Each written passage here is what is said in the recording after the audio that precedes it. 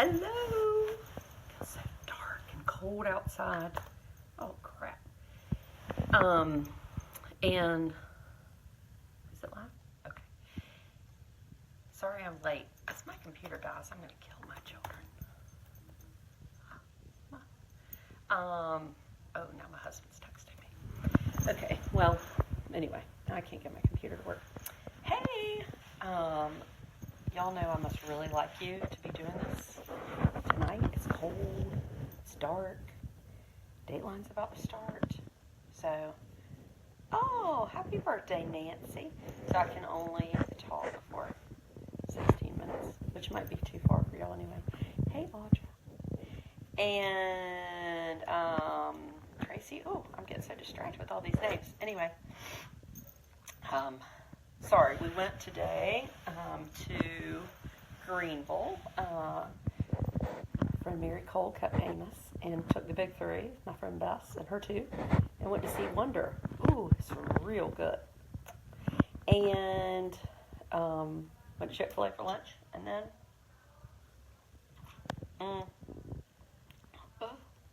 this wine might be a little. Went to some goldfish here. My children sit around in this room. And you never know what. Oh God, there's a roach. It's dead though. Yeah. Burn him up in the fire. Anyway, we got home, and now they're supposed to be in the bed. Or not. I'm supposed to be on a diet, and I'm clearly not. Okay, so I was feeling really pious after watching Wonder because I was like, oh, I can't go and be mean and berate people. So I'm not. You cold because that wine is in a silver cup. I know, isn't that funny? My in-laws. These are inherited from somebody. Nobody in my family. Anyway, and it does keep it cold, and I don't have any ice. So, I voted for Trump. Shocker, I know. Everybody knows. And it's really a problem. Now, I know, I'm aware of it's a problem. There's no quicker way to piss people off than to talk politics. Or, particularly if you say you voted for Trump. And then you'd be amazed how many people get mad if you criticize Trump, because they voted for him. And then, the extremists, conservatives and liberals, though they're probably more Democrat side, extremists are extreme. And I tell you, it's really a bad way to be. My mother has always said, you get more flies with honey, and I'm more of a vinegar type, but she's right. And so I got all these comments, and, because I miss Sasha Fierce, she's never will call us back, or she looks like we're about to burn up, because I figured out who she was, and then she wouldn't admit it, but anyway, she won't email me anymore, fortunately. Sasha, if you're out there, email me. I promise I won't harass you. I miss you. Okay, lay it out, Britton says. Okay, so I had to write down or copy a few of the really good comments from both sides because I love a good comment, particularly when I'm at the center of it. It's just so fun. Okay, now, this person says that this is a nice comment. So this kind of made me reinvigorated of why I should talk. I did not vote for Trump and can be considered pretty liberal, but one of my resolutions this year was not to do what they want us to do, which is to be more divided and tribal. I like that word. There are people in my life whom I love, and I know they have good hearts, even if they are on the other side from me. That's good. A common tactic for political control of our country is to divide it. So I'm making an effort this year to always listen, no matter what, and to value everyone's opinion. I applaud what you do on here, and it's one of the reasons I love you. Now, that is very, my cousin Kristen, that is very poignant to me and really important, because I think what happens is we get so tied up in what we believe or how we voted or how we think we should vote, and we get prideful and we don't want to maybe say we were wrong. And the other thing is, and I've written about this before, we all come from backgrounds. And if you for 1 minute think you are impervious to your background, you crazy. I mean, you've either done what your parents did or the opposite. I mean, that's usually how it goes. So just like to point that out. Okay. Now, one thing that I noticed a whole bunch of people said is, I'm going to unfollow you. Now, I'm not Kim Jong-un, though I might look like him currently. Like, you don't have to pretend to like me or to agree with me. You can unfollow me. I mean, I watched over 100 people just jump off the Titanic like they were swimming for lifeboats the other day. Yeah. I'm all for that. But if we get to a point where we can't engage in conversation, we got some real problems. And there are some people out there that cannot engage in conversation. Now, not all of them, but here's some good comments. I said over and over again, if you voted for anybody, I'm thankful. 40% of our country did not vote, and I just cannot think about that enough. But nobody likes to talk about that because that, you know, it's more fun to talk about who screwed us over. Me. Okay, goodbye. Now, here's one. Dear Adrian, you are an idiot who let the whole country down. All by myself. Oh, Ann Lamb is watching you. Oh, I'm so glad. Most likely because you harbor racist attitudes that you refuse to name and refuse to conquer. Now, I don't even want to get into that, but we know that I name them and conquer. Your suggestions that Hillary Rodham Clinton was a bad choice only means that you bought into a long propaganda campaign against her. It was easy to know the facts. You only had to look and be willing to believe them. Every scandal has come to naught when they were all based on nothing. Come to naught, what a good word. I'm glad you gained your senses, but it is too little, too late.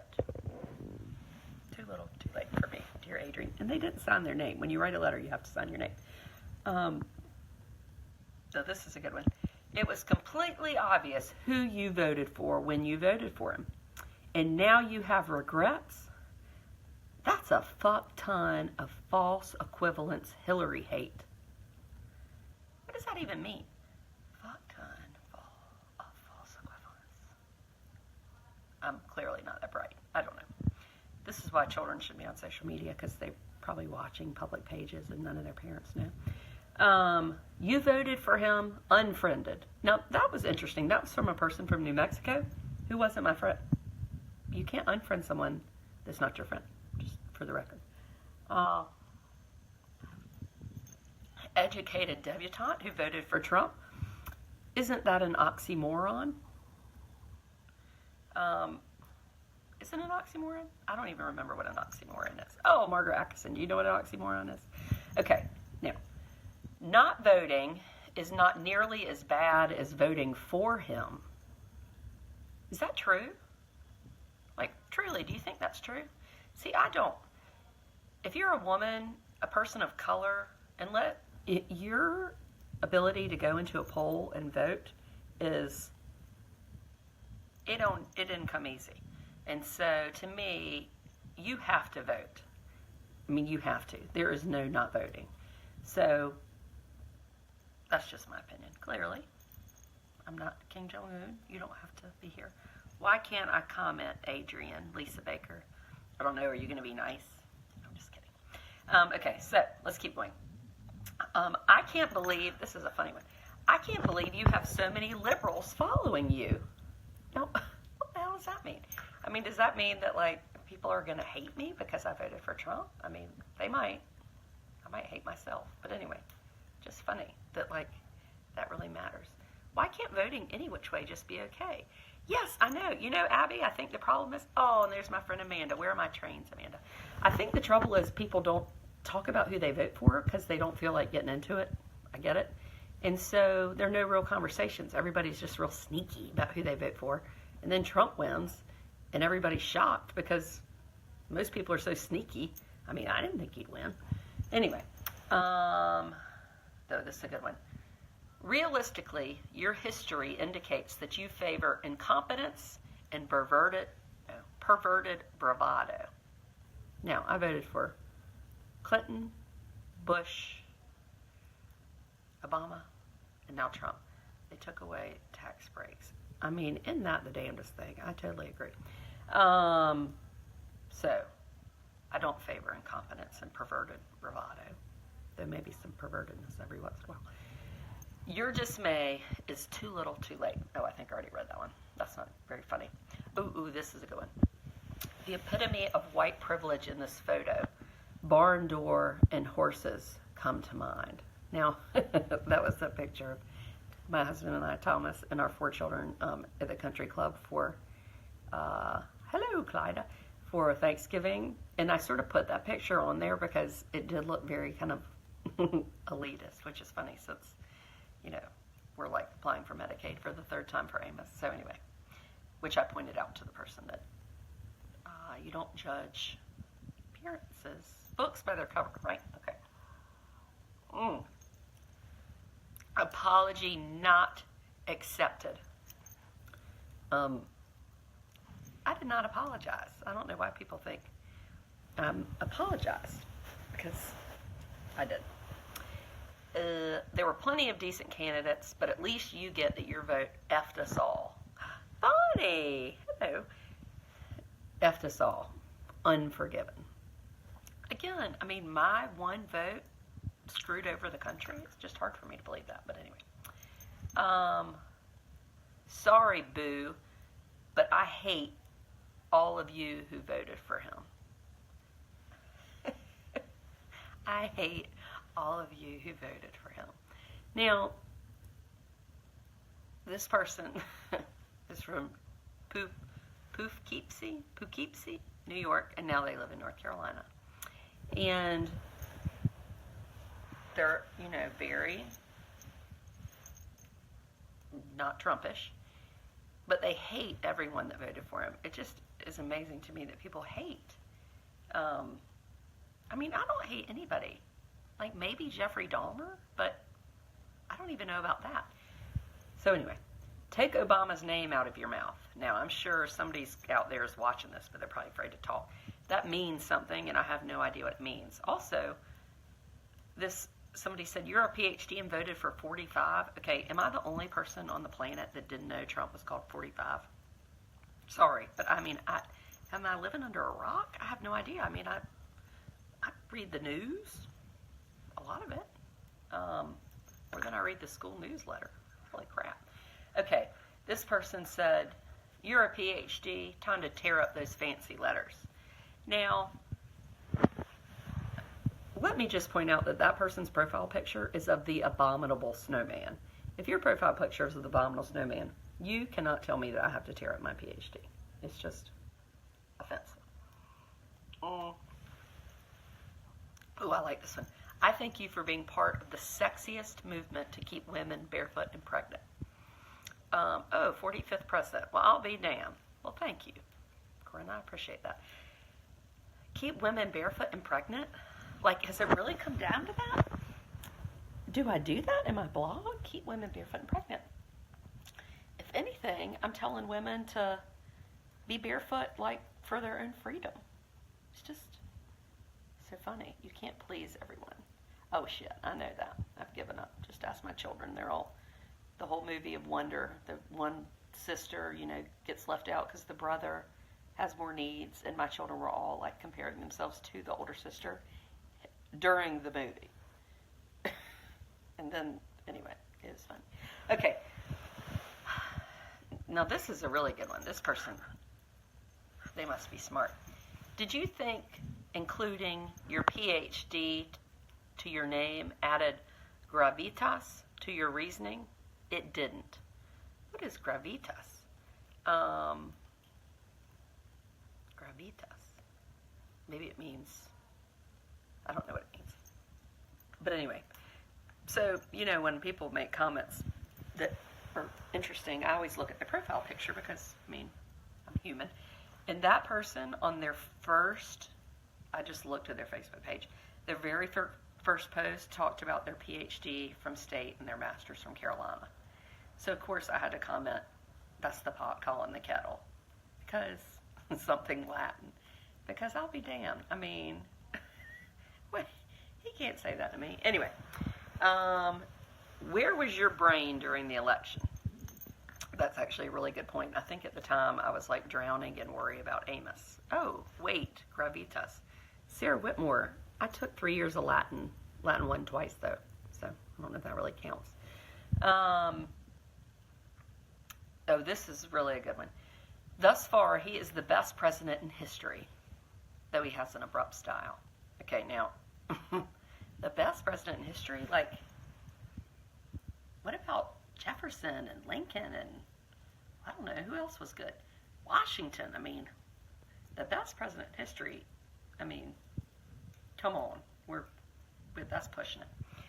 Okay, this person says to me, she commented sarcastically about her thoughts and you're in my thoughts and prayers, and then she said it was sarcasm, and I just think that's sort of dangerous to do that. But anyway, she said, "Are you referring to my thoughts and prayers comment? If so, you should probably remove the word educated from your blog name. Hint, it's sarcasm." This person's from Wilmington. Wilmington has a quite deep history. We're going to get into that in a little while. So if you're from Wilmington, I'm on to y'all. And I really want to come there and talk. I might even come for free, just because there's some people I want to give some free tickets to. So anyway, it's sarcasm for the ages. The last thing I'm going to do is explain to you how I spend my days. And from where I come from, reading is doing. You should try it. Reading. I just read the best Christmas pageant ever this week to Blair's class. I mean, come on. She tells me what she's going to do. Then she says I'm going to make some calls to my congressmen and legislators. I might get around to doing some decorating. And then she says, "Look, lady, I can keep this going forever. Don't bite off more than you can chew." Look, lady. Now, when you start using phrases like "look, lady," you can't talk to me about white privilege, because you're being evil. I mean, don't try to be kind and considerate to the world and then be mean as shit to somebody that writes a blog. "Oh, I'm from Wilmington and want to hear you talk." Randy, come on. Anyway, I just thought that was interesting. Look, lady. I mean, this is a person that is really spends some time. And I did say to her, "I will say that using the phrase 'look, lady' is quite persuasive when trying to ensure that intended target not listen. As said target, I confirm it is off-putting and why extremists on both sides make politics a pile of dog vomit." Ooh, I'm going to have to go, y'all. It's already been 15 minutes. Okay, are y'all getting sick of this? We're almost done. Now, this is a really good one. I love this. "I'm so sorry that some angry liberal women, of which I'm one, cannot be more civil. This is a great thread." Now, see, that is so nice. I love that. Angry liberal women can't be more civil. So, speaking of not being civil, I have this person from a beach town in North Carolina. I'm not going to put her name out there because why does she harass you? I don't know, because I don't even know her. Margaret Williams is here. Margaret has just had twins. Congratulations, Margaret. Number 3 and 4. Wonderful.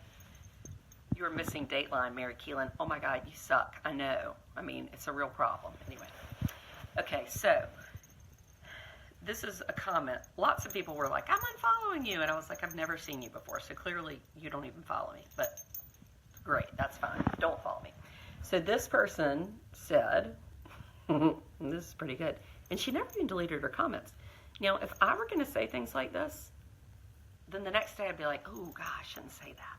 Because that's probably like tomorrow I'll be like, "Oh, I probably shouldn't have read those comments." But then I remember that they're funny. And the person's a doctor. I mean, doctors should abide by a different set of rules. And so I wasn't going to read it. I really did wake up and I was like, I am nice and kind. I'm going to let this go. And then I went to Wonder and I was feeling really nice and kind. Well, then I got home and I was, on Facebook watching Amos eat food from last night's dinner, still on the table. And I looked at this person. I was looking at my post and I looked at this person's Facebook page because, again, I'm a lurker. And it was time for war. So she has on her Facebook page a post up this morning, and it says, "Flynn is singing like a bird, like Kushner or the dotard himself." Now, for anybody that knows me, you know that the word retarded, the R word, makes me crazy. So let me just say that. And it always has, even before Amos. Because you know that an anesthesiologist at Duke Raleigh asked me if Amos was retarded a couple years ago. And anyway, still quite hadn't gotten over that. So for this doctor to comment on my blog, not on my blog, comment on our own page and call our president or whoever dotard, I tell you, if I had a friend and she wrote that on her blog, I would call her up and bitch her out. So if anybody y'all know this, your doctor friend in Wilmington that did that, I mean, you gotta tell somebody that they can't do that. So anyway, so I decided it was time to read her comments because she needs to be chastised. So here they are, but I won't tell you her name. Wait, you voted for him? Holy shit. We can give dispensation to those who are struggling financially, those who don't have the time or freedom to read the news, or to those who have no experience with emotional learning. I don't even know what that means. But you, feck you, you are not forgiven. And she wrote feck you. I don't know if that's better than fuck you. Okay. Again, extreme liberal, and this is why extreme liberals get bad names. Even the extreme conservatives who go apeshit, they will private message me and then want to make it all better. So at least they reach out. You are not going to ever have anybody agree with you when you talk like that to somebody. You cannot. I mean, this is North Carolina, Eastern North Carolina. This person has mutual friends with me, and she's going to say F you. I mean, hello? Does this worry y'all? It's worrying me. Okay. So I commented something I can't remember. And then she said, I think you should delete your account. Delete my account. Just throw away the last 2 years of my life of work. I'll be damned. God help you. Now, do you really think she wants God to help me? I don't think she does. Because I don't think people say F you when they really think God is in the middle of their lives. Now, this one was really offensive. Then she said, put away the wine and go to bed. I'll be damned. It was a Thursday night at 11. Now, anybody that gets 4 kids up for school, ready and dressed, is not sousing it up on Thursday night. It's Saturday. So, P.S., Alicia Keys would probably oppose you using her because she hates Trump. I mean, Alicia Keys is my friend, not hers. Alicia Keys is very nice and very open and is a real fan of conversation.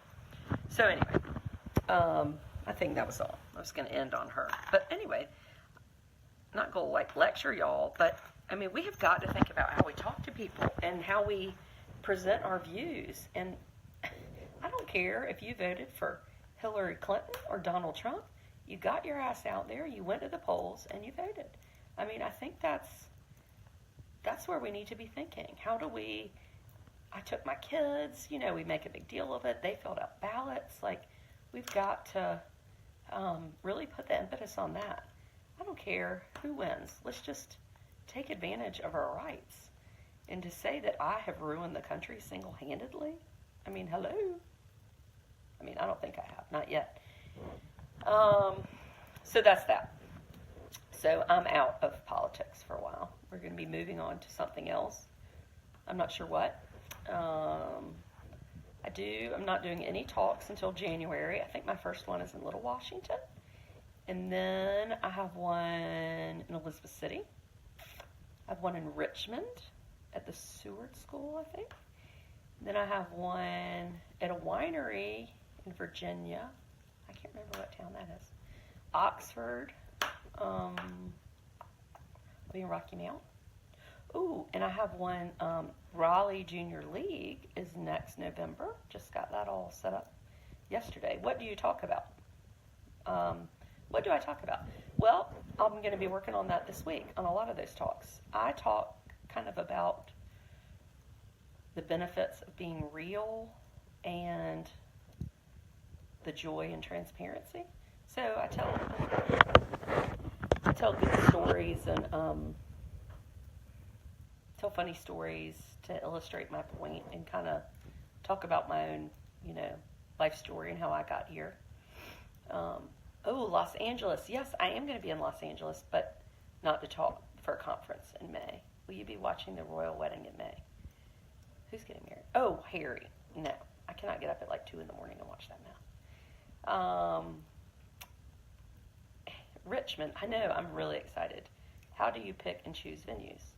Well, I get asked, and then I say yes, and then they agree to pay me, and then I go. So, where in Elizabeth City? I don't know. Go on my website, though, in events. I have it listed on there. It's a church. It's for a mission trip to Chile. Be very exciting. I think it's a Friday night in January. Would you come to Columbus, please? I might. So I'm doing that, and I'm really trying to work on my book. I mean, not great working on my book, but I'm getting a lot of stories. A lot of my really good stories I'm not putting out because I'm saving. What else? Oh, it's Christmas. And Christmas is literally about to tear myself up. Do you work through a speaker's agent? I do it on my own, Taylor Duck. I mean, I really need to do one. Yes, I do talks for nonprofits, and if I get asked to do a talk at a nonprofit, I give 10% back of my fee to the nonprofit. We haven't gone to see Coco. Yes. Oh, y'all are talking so much. Now I forgot what I was going to say. Look, I can't. Extreme is extreme in Edenton. Edenton. Yeah, I need to do something in Edenton. You just come to my living room and sit around. I'm in Raleigh now. Yes, I know that's how to go Raleigh. Okay, but let's see. Last few things. Christmas. So I have a almost 12-year-old that's probably not asleep yet, and I am struggling with some Christmas presents. Come to see you in Boston. I know, nobody asked me to come to Boston. Anyway, that's sort of a worry for me, and it annoys me that it's a worry because my children are not deities. I mean, we do not need to worry so much about what we're getting people for Christmas. Christmas is not about presents. So let's just try to all remember that. I'm trying to remind myself of that, and I'm not always doing a very good job. Yesterday, talked to the geneticist at Duke, just FYI, and getting some, we think more answers. Nothing confirmed yet. And Thomas has gone hunting this weekend, so I hadn't even talked to him about it yet. So I'm not going to talk to you about it. But we have a Skype on Monday, and then we have an appointment in December. So that's interesting. Genetics has really been interesting to talk about. I've been really kind of delving deep into what it means and people with disabilities and how, I don't know, it's like our community, we like to say that we are inclusive and we love folks with disabilities, but we really don't. We look at families that have children with disabilities and we feel a little bit of pity, or I did. Maybe not everybody else did, but I did. I mean, I admired them, but I thought, shoo, I'm glad it's not me. And now that I see how great it is, hard as hell, but great, I wish I had known that it wasn't a bad thing. It's just different. And so I'm doing one talk for families embracing autism, that's who it is, at the winery. And then the one in Richmond, families embracing autism? Yeah, one in Richmond, I'm doing something different. But anyway, so I talk about things like that, that I really do wish I had known. And anyway, life is funny and hilarious and hard and sad and emotional, and it's so many wonderful things that I don't want to miss it. I really don't want to miss it. And I guess I'm trying to live like that. And if it's telling people that I weigh 178, I know, it's terrible. Dr. Bowling, I think your scale is off. Or if it's telling folks that I miss having a 4-year-old that's like a regular 4-year-old. I wanted one, I love Amos, but I miss that person too. Oh, Angela and I, now I'm getting texted by my friend that's watching this. So, anyway, not to be all serious, nothing like a fire and wine to make you start thinking. But I think when you have a child with special needs, you have like a backdoor ticket to heaven, because my whole life I've worked hard to be successful.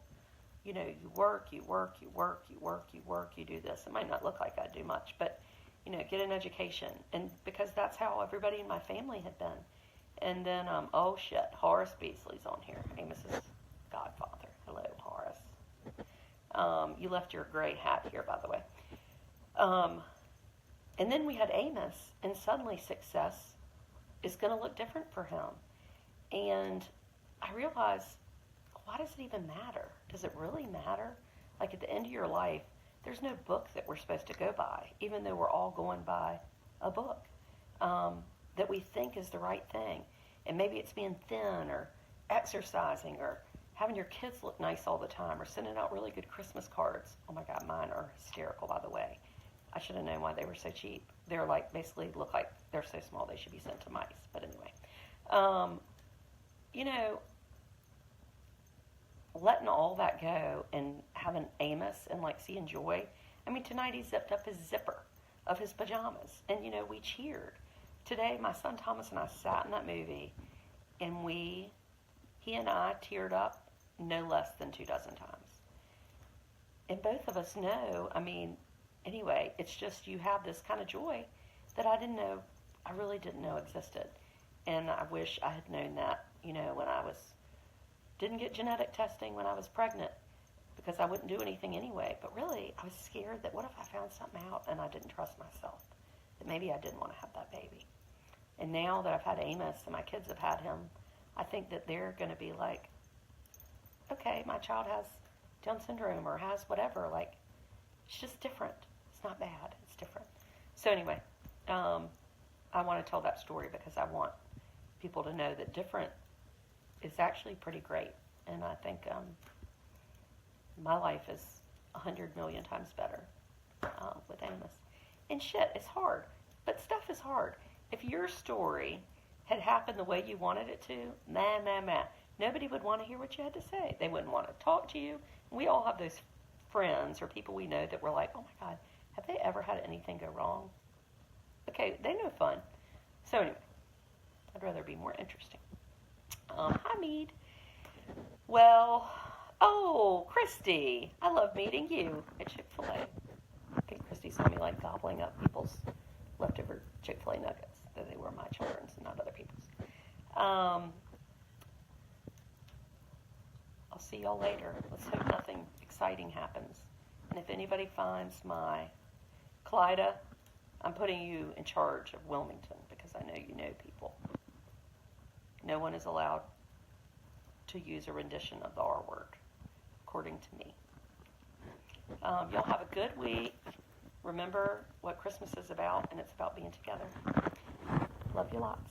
Goodbye. Oh, shit.